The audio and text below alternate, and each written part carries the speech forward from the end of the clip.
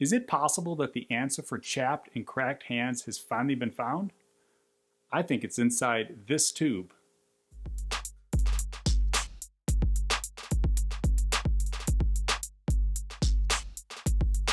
Hey, it's Todd Wolfe of Made by Wolfe, and we are in the middle of the winter here in the Northeast United States, and that means a couple things.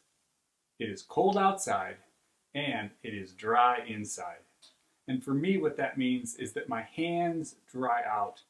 I get chapped hands, and then I also get these cracks in the skin at the end of my fingernails. And if you've ever had those cracks, they are painful and they don't heal really well. And for the past 20 years, in order to deal with those cracks and to prevent them, there has been one product that I have turned to that has helped. It is this right here. It's called Lansinoh. It is a purified form of lanolin oil, and you will find it in the baby products aisle of your grocery store or your department store, or you can get it online with Amazon. But you'll find it there because it is also the product that nursing mothers turn to when their nipples get sore and crack from nursing children. They'll tell you it works great, and I'll tell you it works great also. It's not often that I say, like, this is the best product out there, but I don't know. I think I'm close to there when it comes to this Lansinoh product and the lanolin oil to heal and to prevent the skin on your hands from drying out. If you've never tried this stuff, I would encourage you to try it.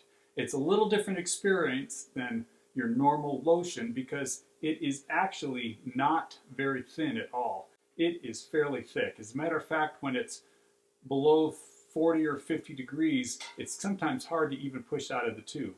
You only need a little bit. I usually start by just sticking it right in those areas, particularly it's my thumb and my next finger down that start to crack, and then the rest just gets rubbed in, and it actually creates kind of a protective barrier there, as well as getting the moisture back into the skin. And it works wonders.